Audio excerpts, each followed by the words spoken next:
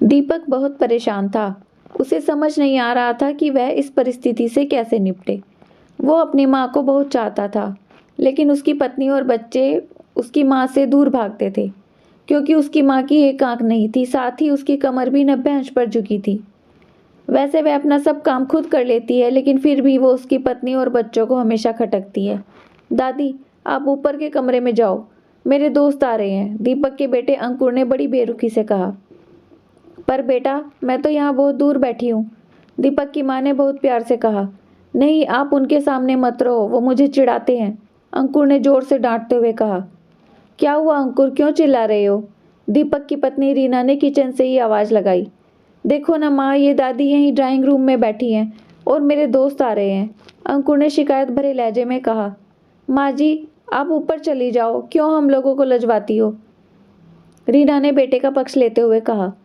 बेचारी जानकी चुपचाप उठकर जीने के सहारे ऊपर जाने लगी। कमर झुकी होने के कारण उन्हें ऊपर चढ़ने में बहुत परेशानी हो रही थी, किंतु वो पूरी ताकत से ऊपर के एक अकेले कोने वाले कमरे में जाकर बैठ गई। दीपक बाजू के कमरे से सब सुन रहा था। उसे दुख हो रहा था कि उसकी माँ को अपमानित होना पड़ रहा है, लेकिन वह असहाय था। अगर वो कुछ कहता तो पत्नी और बच्चे उसका विरोध करने लगते हैं। दूसरे उनके तर्क भी सही लगते हैं।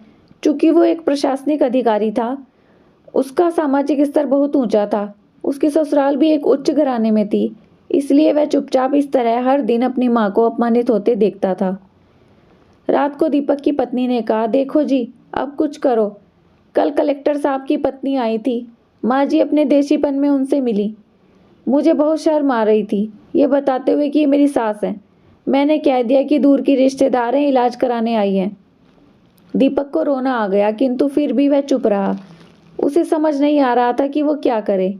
अपने बेटे की मनस्थिति को जानकी अच्छी तरह से जानती थी और बेटे को कोई कष्ट न हो, इसलिए वो हर बात को चुपचाप सह लेती थी। दीपक बहुत उदास रहने लगा। एक तरफ परिवार और सामाजिक स्तर पर जीने की मजबूरी थी, तो दूसरी ओर माँ। आखिर माँ से अपने बेटे का यह हालत देखी नहीं गई। एक दिन उसने बेटे से कहा, दीपक, बहुत दिन हो गए हैं, मैं अब गांव जाना चाहती हूँ, मुझे वहाँ पहुँचा दो, मेरा यहाँ मन नहीं लग रहा। किंतु माँ, वहाँ तो कोई नहीं है, तुम्हारी देखभाल कौन करेगा? दीपक ने आश्चर्य से पूछा। अरे सब गांव वाले तो हैं, और वो तुम्हारे मामा जी उसी गांव में रहते हैं, और हम सब व्यवस्था कर आएंगे। रीना को तो जैसे मन की मुराद मिल गई थी। हाँ बेटा, बहुत सही कह रही है, जानकी ने लंबी सांस लेते हुए कहा। दीपक जानता था कि गांव में माँ की देखभाल करने वाला कोई नहीं है, लेकिन अपनी पत्नी की जिद के कारण वह माँ को गांव छोड़ने पर मजबूर हो गया। माँ को गांव छोड़कर आते वक्त उसे रोना आ रहा था और अपनी बेबसी पर गुस्सा भी आ रहा था, लेकिन परिवार, पत्नी और समाज ने उसके इन मनोभावों को दबा दिया और वो सुकून सा महसूस करने लगा। कुछ दिन के बाद उसके चाचा, जो अमेरिका में रहते थे, आने वाले थे। जब दीपक बहुत छोटा था, उसके पिता जीवित थे, तब वो भारत आए थे, और उसके बाद वो अब भारत आने वाले थे। पूरा परिवार और आस पड़ोस बहुत उत्साहित था। अमेरिका से दीपक के विपिन चाचा आ रहे थे। डॉक्टर विपिन ने जैसे ही घर में कदम रखा, सबने मिलकर बहुत उत्साह से उनका स्वागत किया। क्यों दीपक, भाभी नहीं दिख रही, कहाँ हैं? डॉक्टर विपिन ने उत्सुकतापूर्वक पूछा। जी, वो गांव में रहती है, यहाँ उनका मन नहीं लगता, रीना ने सपाट लहजे में उत्तर दिया। डॉक्टर विपिन ने दीपक की ओर देखा तो दीपक ने अपनी आंखें झुका ली। डॉक्टर विपिन सब समझ गए। बोले, कल हम भाभी से मिलने गांव चलेंगे सब लोग। दूसरे दिन सभी लोग गांव के घर में पहुंचे। जाकर देखा कि जानकी को बहुत तेज बुखार है और वो पलंग पर असहाय पड़ी है।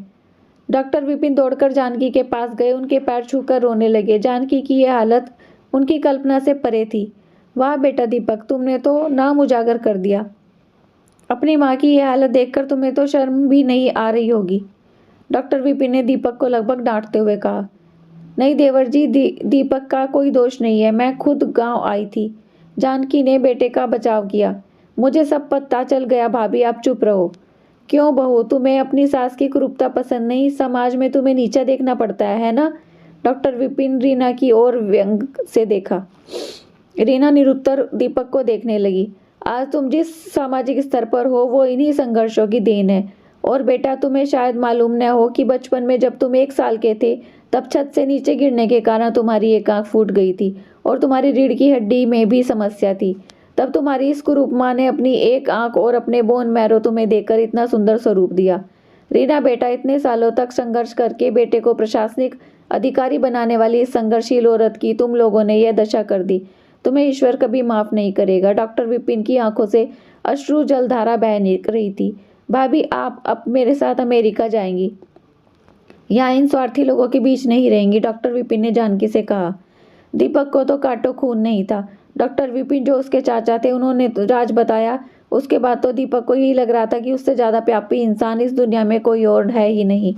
वह दौड़ता गया और माँ के कदमों में लिपट गया। माँ, मेरा अपराध अक्षम्य है। मैं जानबूझकर चुप्पी साधे रहा, आपका अपमान करवाता रहा। अब सिर्फ आप ही उस घर में मेरे साथ रहेंगी और कोई नहीं। दीपक ने गुस्से से अपनी पत्नी और बच्चों को देखा। रीना को बहुत पश्चाताप हो रहा था, पर उसकी हिम्मत नहीं हो रही थी कि वो जानकी से आंख मिलाए। जानकी ने रीना की मनस्थिति को समझकर उसको पुचकारते हुए अपने पास बुलाया और दीपक को डांटते हुए कहा, खबरदार, जो मेरी बहू को मुझसे अलग करने की कोशिश की तो तुझे ही घर से बाहर निकाल दूंगी। रीना और बच्चों ने जानकी के पैर पकड़ लिए, अपने व्यवहार पर माफ़ी मांगी और माँ के हृदय ने सबको माफ़ कर दिया। दोस्तों, यही होती है माँ की ममता।